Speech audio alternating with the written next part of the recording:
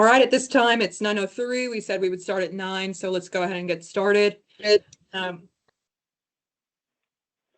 We are recording on our end, and of course, reporters, you're welcome to be recording as well. Thank you, members of the press, for joining us on this call to discuss the humane euthanasia of 13 bears that were housed at the Appalachian Bear Rescue. I'm Emily Buck, TWRA Director of Communications and Marketing.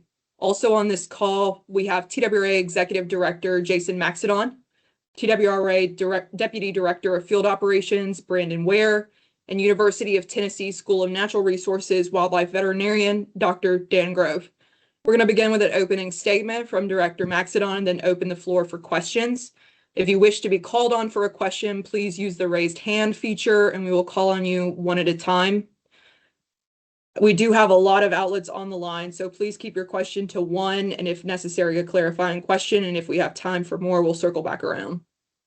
Please remain on mute when not speaking to ensure clean audio for everyone participating. With that, Director Maxedon, I'll turn it over to you. All right, thank you, Emily. Well, thank you everyone for joining us today.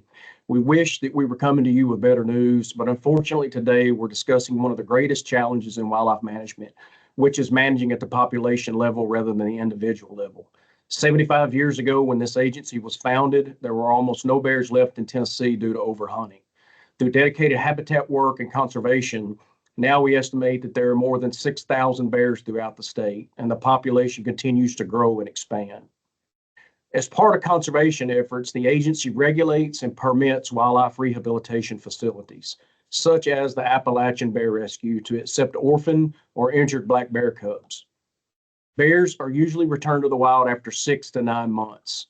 To ensure that they're able to return to the wild, it's incredibly important that they're not held at the facility for too long to prevent them from becoming habituated to humans. Or to put it another way, we don't want them to become so comfortable being around humans that they will approach them once they're released back into the wild. When that happens, it causes human-bear conflicts like we see routinely in Gatlinburg. Last year in 2023, several bears at ABR developed symptoms of pneumonia. One succumbed to its illness. One was so sick that it died under anesthesia. One was euthanized and 3 were released. If we knew what we know now, we would not have released those bears either. This year, 2 more bears that were placed in the same enclosures as the previous bears also developed similar pneumonia symptoms, which immediately made us concerned about the quality of the environmental conditions at ABR and the extent of the disease exposure at the facility. Because ABR does not have a veterinarian on staff and because TWRA is the agency responsible for the management of the bears in their care, we consulted with the University of Tennessee College of Veterinary Medicine vets who had been providing care and treatment to the sick bears. We also consulted with UT School of Natural Resources veterinarian Dr. Grove, the National Park Service, and Kentucky Department of Fish and Wildlife because one of the bears was from their state. This group of experts agreed that our number one priority should be preventing the wild bear population from being exposed to this disease, which had already been proven to be fatal. Once an infectious disease is introduced into a wildlife population, it's nearly impossible to manage or eradicate.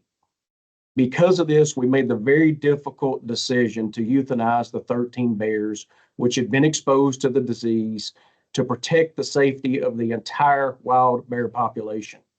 I personally spoke to the director of ABR about this decision. I was very frustrated to see that they're claiming they were not included in this conversation. ABR's executive director was invited more than once to meet with the veterinarians and ask questions. A second meeting was offered when I talked to her personally, and ABR's board chair also refused to speak with me on this issue. We made every effort to keep them involved, but because they disagreed with the decision, they didn't want to speak with us about it. These bears were in the care of ABR when they became sick. The majority of these orphan cubs housed at the ABR are brought to the facility by TWRA biologists. So to ensure the safety of these cubs, TWRA will not be housing any additional cubs at ABR until biosecurity measures are taken to sanitize the affected enclosure and protect other bears at the facility. Look, all of us who go into wildlife management are passionate about wildlife. Many of our team members hold master's degrees in wildlife biology and have specialized experience in the care and management of these species and their habitats. None of us enjoy making these types of decisions, but I want to be clear when I say today stands behind this decision as the right thing to do for the wild bear population. Emily, I'm going to turn it back over to you. Thank you, Director. At this time, we'll take questions. Please use the raised hand feature if you would like to ask a question, and you'll be called upon.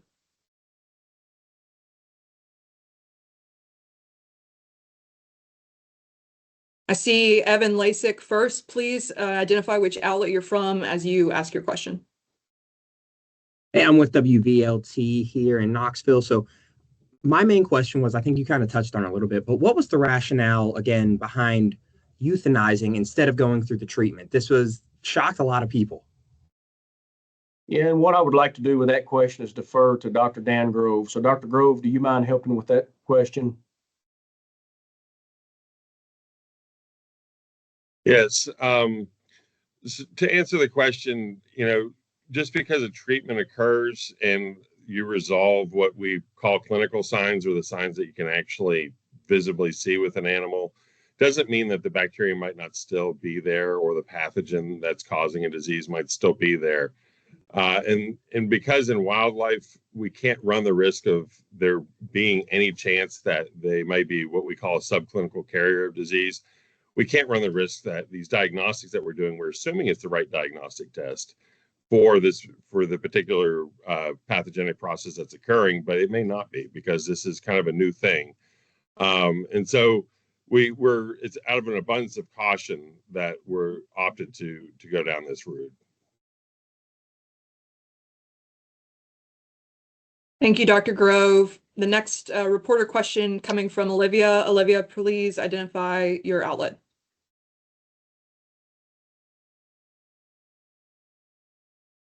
Good morning. I'm Olivia Daig with WBIR out of Knoxville. I had a question regarding what the process looks like to sanitize the area, make sure that it's unable to continue spreading that disease, and what that timeline looks like.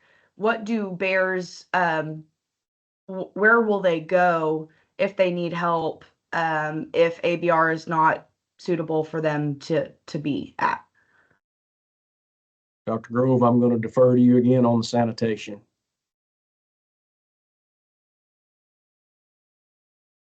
In terms of sanitation, because this is an outdoor enclosure and there's a lot of natural materials, the recommendation is to do a controlled burn of it. And when we say that, we mean to burn off all the leaf litter and other debris that might be there, and get it to a certain temperature so that the top layers of soil reach a temperature that might destroy any pathogens that are there.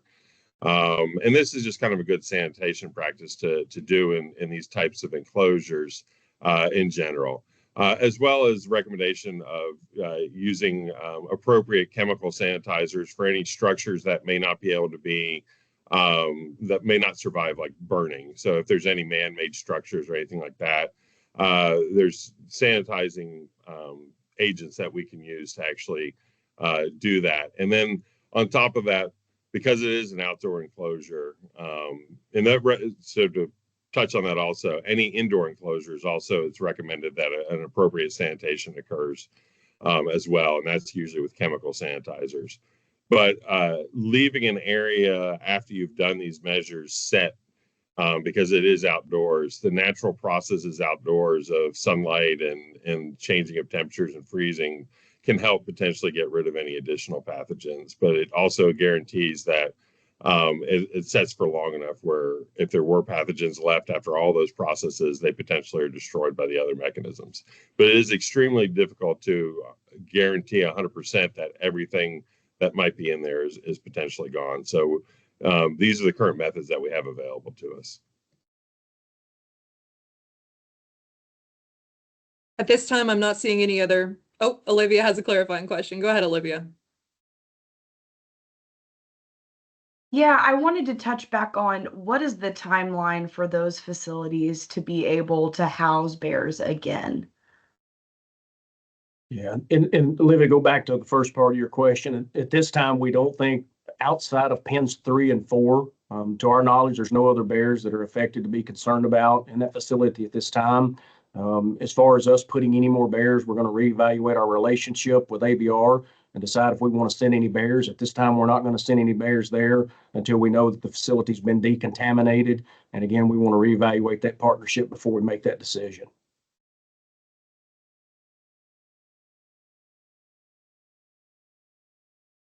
Do we have any other reporters on the line with a question? Evan, go ahead. Evan Lacey, WVLT. My main question is, have the bears now been euthanized yet? And how many does that make this year that have been put down? So there are 13 bears planned to be euthanized. There are 5 still there at the facility that we plan to euthanize. And those 8 bears that were taken out yesterday were taken to the UT Vet Center. And last I heard, yes, all those have been euthanized and necropsies had begun on those.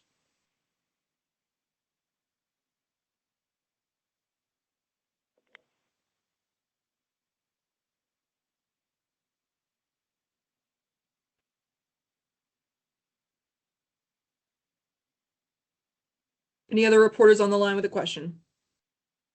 Olivia. I wanted to kind of have you guys elaborate on, you said you need to reevaluate the relationship that TWRA has with ABR. Is that because of the comments that they made that they were not involved in the discussion, or is it another reason? Yeah, twofold to that. Again, we're concerned about sending bears there until we can figure out the causative agent and what's going on in that facility. So that's one part of it. The second is, yes, some of this information has been misconstrued that they put out. We have been working with them. We have been trying to keep them informed of what's going on. So yes, that would be the second part of that.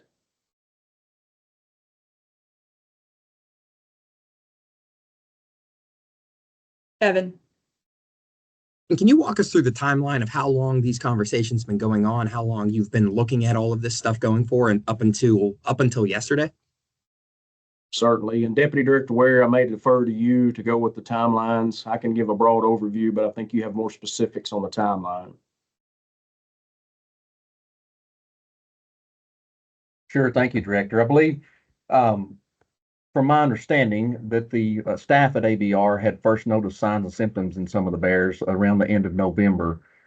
They had taken one bear cub to the University of Tennessee to seek treatment, and it had begun treatment, and then we were not notified for about 5 days that it had been undergoing treatment.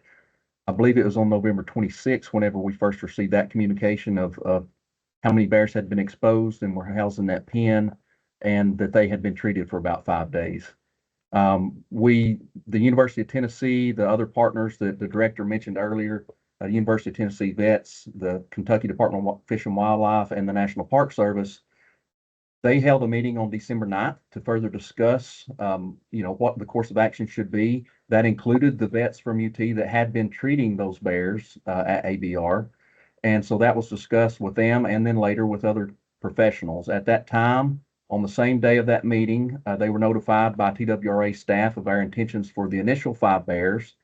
We continued discussions over the next day, and on the 10th, the final decision was made that out of an abundance of caution, we didn't know the full extent of the exposure or how contagious this disease was, or the threats that it posed to our native wild populations. So we let them know after the decision was made on the 10th that we would not be releasing any of those 13 bears.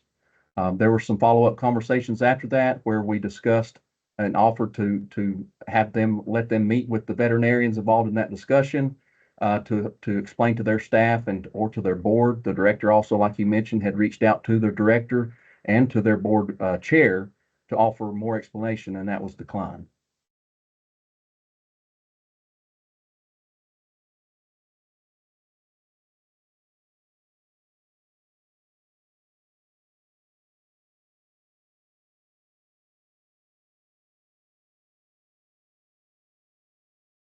At this time, I'm not seeing any additional hand raised.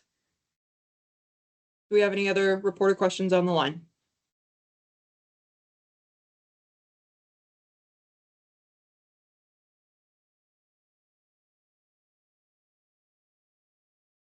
Seeing none, we'd like to thank you all for being on the line today. We certainly understand that this is a tough issue with a lot of moving parts, so we appreciate your due diligence to allow us the opportunity to explain the situation. With that, I will conclude the meeting. Thank you, everyone.